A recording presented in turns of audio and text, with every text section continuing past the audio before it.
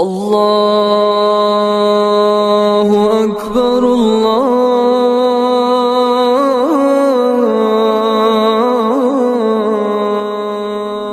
اکبر۔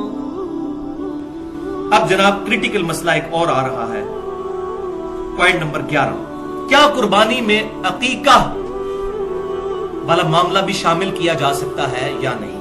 کیونکہ اکثر ہمارے معاشرے میں ہو رہا ہے کہ وہ 6 حصے رکھے ہوتے ہیں گائے کے اور 7واں رکھ دیتے ہیں قربانی کے ساتھ 7واں عقیقے کا، لڑکی ہو تو 1 رکھ دیا، لڑکا ہوا تو 2۔ حالانکہ دنیا کی کسی حدیث کی کتاب میں ضعیف سند کے ساتھ بھی کوئی ایسی روایت موجود نہیں ہے کہ یہ معاملہ کیا جائے گا عقیقے میں۔ عقیقے میں تو پوری جان دینی ہے۔ اب عقیقے کا مسئلہ بھی سن لیجئے، صحیح بخاری میں حدیث ہے، آپ صلی اللہ علیہ وسلم نے فرمایا لڑکے کے پیدا ہونے پر عقیقہ ہے اس کی طرف سے خون بہاؤ، یعنی پورا جانور، لڑکے کے بدلے ایک جانور قربان کرنا ہے، اور وہ میں اپنی طرف سے نہیں کہہ رہا، جامعہ ترمذی، سنن نبی داؤد اور سنن نسائی میں صحیح سند کے ساتھ ہے۔ آپ صلی اللہ علیہ وسلم نے فرمایا بچہ اپنے عقیقے کے عوض گروی ہوتا ہے، 7ویں دن اس کا عقیقہ کرو۔ گروی کیا ہے؟ پوری جان دینی، جان کے بدلے جان۔ اس کا عقیقہ کرو 7ویں دن، اس کا نام رکھو اور اس کا سر مڈاؤ، یہ 3 کام۔ اور تیسری حدیث جامعہ ترمذی، سنن نبی داؤد اور سنن نسائی میں موجود ہے، آپ صلی اللہ علیہ وسلم نے فرمایا لڑکے کی طرف سے 2 بکریاں یا بکرے اور لڑکی کی طرف سے 1 کرو۔ اور جامعہ ترمذی میں ڈیٹیل ساتھ موجود ہے کہ آپ صلی اللہ علیہ وسلم نے فرمایا کہ اس میں نر اور مادہ میں کوئی مسئلہ نہیں، نر بھی کر سکتے ہو اور مادہ بھی۔ ہمارے اہل تشیع بھائی جو ہیں وہ عقیقے اور قربانی میں صرف نر کے قائل ہیں، لیکن یہ حدیث ہمارے پاس موجود ہے کہ نر اور مادہ دونوں کی قربانی لگ سکتی ہے، البتہ نر کا ہونا زیادہ بہتر ہوگا، کیونکہ سیدنا اسماعیل علیہ السلام کے لیے مینڈا ہی اتارا گیا تھا آسمان سے۔ تو یہ عقیقے والا مسئلہ میں نے کلیئر کیا۔ تو سنن الکبریٰ البہیقی میں صحیح سند کے ساتھ موجود ہے کہ آپ صلی اللہ علیہ وسلم نے اعلان نبوت کے بعد اپنا عقیقہ کیا۔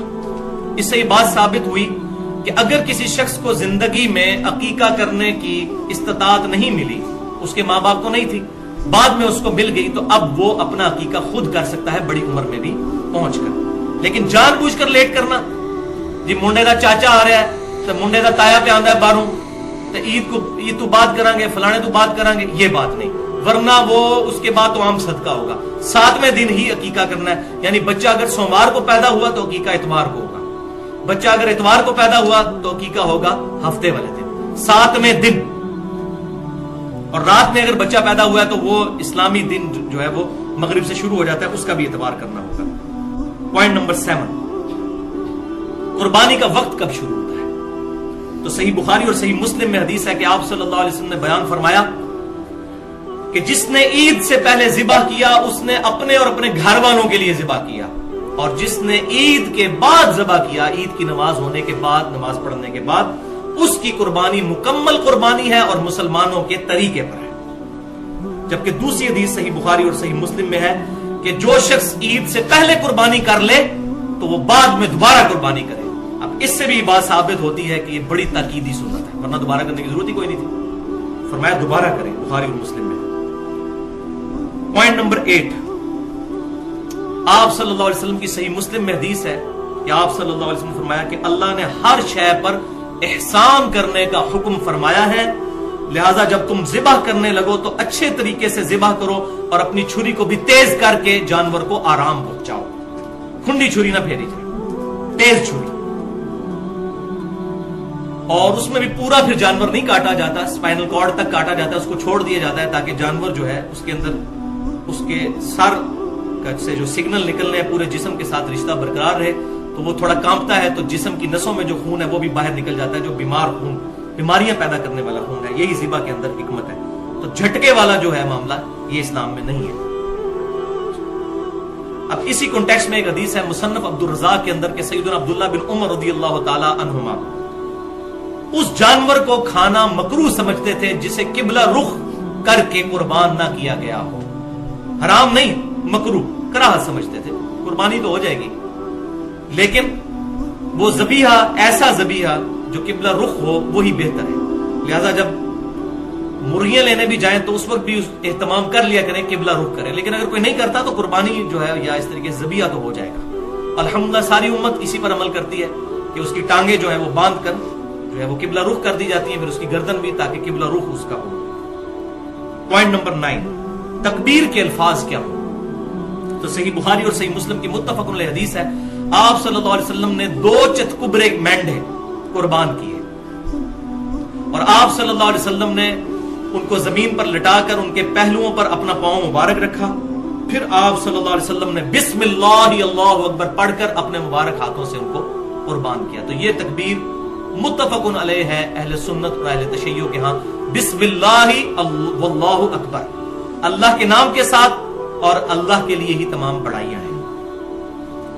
सही मुस्लिम में हदीस है कि सईदा आयशा कहती हैं कि आप सल्लल्लाहु अलैहि वसल्लम ने छुरी तेज करवाई और जब ज़बह का इरादा किया तो आप सल्लल्लाहु अलैहि वसल्लम ने अल्लाह के हुजूर दुआ की, बिस्मिल्लाह, अल्लाह के नाम के साथ, अल्लाहुम्मा तक़ब्बल मिन मुहम्मदिन सल्लल्लाहु अलैहि वसल्लम व आलि मुहम्मदिन सल्लल्लाहु अलैहि वसल्लम, अल्लाह इसे कबूल फरमा मुहम्मद सल्लल्लाहु अलैहि वसल्लम की तरफ से और आले मुहम्मद सल्लल्लाहु अलैहि वसल्लम की तरफ से, यानी पूरे घर की तरफ से। और आप की कम से कम 9 बीवियां तो थी, पूरे घर वालों की तरफ से आप सल्लल्लाहु अलैहि वसल्लम ने एक, इसमें अल्फाज मौजूद है, सींगों वाला चतकुबरा मेंढा कुर्बान किया। और साथ ही हजरत आयशा ने बताया चतकुबरे से मुराद यह है कि उसकी पेट, आंखें और टांगों पर काले निशानात थे, जिसको हम कहते हैं काला चिट्टा। चतकुबरा मेंढा कुर्बान किया और फिर फरमाया, अल्लाहुम्मा तक़ब्बल मिन मुहम्मद व आलि मुहम्मद व मिन उम्मति मुहम्मद सल्लल्लाहु अलैहि वसल्लम, और साथ फरमाया उम्मत मोहम्मद सल्लल्लाहु अलैहि वसल्लम की तरफ से भी अल्लाह कबूल फरमा। ये सही मुस्लिम के अल्फाज हैं। लिहाजा यहां पर जो आप सल्लल्लाहु अलैहि वसल्लम ने पूरी उम्मत का जिक्र किया तो यह आप सल्लल्लाहु अलैहि वसल्लम की खुसूसियत है, क्योंकि आप सल्लल्लाहु अलैहि वसल्लम पूरी उम्मत के रूहानी बाप हैं। अन्नबिय्यु औला बिल मुमिनीन मिन अनफुसिहिम, नबी सल्लल्लाहु अलैहि वसल्लम मोमिनीन की जानों से भी ज्यादा उन पर हक रखते हैं। और आप सल्लल्लाहु अलैहि वसल्लम की बीवियां उम्मत की माएँ हैं, तो अगर वो उम्मत की माएँ हैं तो आप सल्लल्लाहु अलैहि वसल्लम उम्मत के रूहानी बाप हैं।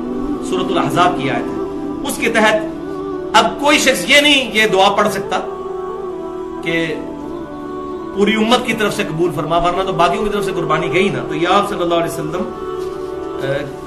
की खासियत है। इसी कॉन्टेक्स्ट में अगला पॉइंट नंबर 10 है, यह रवायत है जिसकी वजह से थोड़ा इशू आजकल चल निकला है, वो जामिया तिर्मिज़ी और सुनन नबी दाऊद में है और यह ज़ईफ रवायत है। और यह वो रवायत है जिसमें वो सुकम है जो मैं पहले बयान कर चुका कि सैयदना अली रज़ी अल्लाह तआला अन्हु कहते हैं कि आप सल्लल्लाहु अलैहि वसल्लम ने मुझे वसीयत फरमाई थी कि मैं हर साल एक मेंढा आप सल्लल्लाहु अलैहि वसल्लम की तरफ से कुर्बान करूं। तो 2 मेंढे सैयदना अली रज़ी अल्लाह तआला अन्हु दिया करते थे, एक अपनी तरफ से और एक आप सल्लल्लाहु अलैहि वसल्लम की तरफ से, आप सल्लल्लाहु अलैहि वसल्लम की वफात के बाद। तो इस हदीस में वही शरीक बिन अब्दुल्ला अल क़ाज़ी जो हैं वो मुदल्लिस रावी हैं और अन से रवायत कर रहे हैं, और मुदल्लिस की अन वाली रवायत ज़ईफ होती है जब तक समा की तस्रीह ना हो। सही मुस्लिम के मुकदमे में ये पेट रूल है और यही रूल है जिसकी वजह से वो खतरनाक रवायत भी ज़ईफ साबित होती है जो मुस्नद इमाम अहमद में है और अल अदबुल मुफरद इमाम बुखारी की उसमें भी मौजूद है, और मिशकातुल मसाबी में भी इंटरनेशनल नंबरिंग के मुताबिक 4902 नंबर हदीस है। अब ये हदीस मैं इसलिए कह रहा हूं कि वो रवायत दर्ज है लेकिन ये ज़ईफ है कि आप सल्लल्लाहु अलैहि वसल्लम ने फरमाया, जो शख्स अपने जाहली नसब पर फख्र करे तो उसको कहो कि अपने बाप का उज़्वे तनासुल काट के अपने मुंह में रख लो, और ये बात कनाए से ना करो, डायरेक्ट करो। वलियाज़ बिल्लाह, आप सल्लल्लाहु अलैहि वसल्लम कभी ये बात नहीं फरमा सकते। व इन्नका लअला खुलुकिन अज़ीम, और बुखारी मुस्लिम की मुत्तफ़क़ुन अलैह हदीस है, आप सल्लल्लाहु अलैहि वसल्लम में कवारी लड़कियों से ज्यादा शर्म और हया थी, ये हो ही नहीं सकता। तो उस रवायत में हसन बसरी मुदल्लिस है और अन से रवायत कर रहे हैं। अगर ये किसी ने सही माननी है फिर वो भी सही मानेगा। तो ये रवायत बिल्कुल ज़ईफ है। और इमाम तिर्मिज़ी रहमतुल्लाह अलैह भी इस रवायत के तहत 1495 नंबर रवायत के तहत एक मसला भी उन्होंने सॉल्व किया है कि अब्दुल्लाह बिन मुबारक रज़ियल्लाहु ताला अन्हु का कौल है रहमतुल्लाह अलैह, जो तबा ताबईन में से हैं, अल मुतवफ़ा 181 हिजरी, इमाम हनीफा रहमतुल्लाह अलैह के शागिर्दों में से हैं। वो कहते हैं कि मय्यत की तरफ से कुर्बानी करना दुरुस्त नहीं है इस हदीस के कॉन्टेक्स्ट में। यानी उन्होंने अगर इस हदीस को लिया भी तो नबी सल्लल्लाहु अलैहि वसल्लम के साथ खुसूसियत के तौर पे कि आप सल्लल्लाहु अलैहि वसल्लम की तरफ से चलो कुर्बानी कर दी। किसी को अगर ज़ौफ़ क्लियर नहीं उस हदीस का, कोई बिदअत का फतवा नहीं, आज भी वो कर लेता है जिसको ये बात पता नहीं है। ہاں پتہ چل جائے پھر بچنے میں عافیت ہے. بدعت کا فتویٰ ہم پھر بھی نہیں لگاتے.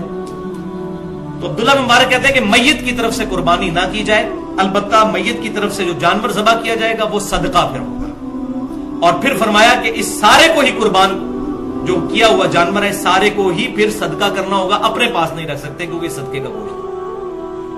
اور اس میں یہ بات یاد رکھیے, یہ بکرا بھی پھر الگ سے کرنا ہوگا. گائے میں حصہ ڈال دیا اگر 7 میں سے ایک حصہ کسی اور کے لیے جو فوت شدہ ہے کہ میرے امی ابو کی طرف سے یا فلاں کی طرف سے, تو ساروں کی قربانی خطرے میں پڑ گئی. اور یہ بات سمجھ لیجئے, صحیح مسلم کی حدیث کے تحت میت کو 3 اعمال کا ثواب پہنچتا ہے. ان میں سے ایک عمل یہ بھی ہے کہ نیک اولاد کے اعمال کا ثواب بھی پہنچتا ہے, ان کی دعاؤں کا ثواب پہنچتا ہے. دوسرا علم کی بات جو اس نے اپنی زندگی میں کی وہ ملنا بھی چاہیے. اور تیسرا صدقہ جاریہ جو اپنی زندگی میں کوئی اچھا کام کیا. لیکن یہ جو بات ہے تو آٹومیٹکلی اگر ہم قربانی کرتے ہیں, ہمارے ماں باپ زندہ ہیں یا فوت ہو چکے, ان تک ثواب پہنچے گا. اور پوری امت کی قربانی کا ثواب آپ صلی اللہ علیہ وسلم تک بھی پہنچے گا, کیونکہ آپ صلی اللہ علیہ وسلم ذریعہ ہدایت بنے ہمارے لیے. اس میں کوئی شک ہی نہیں ہے.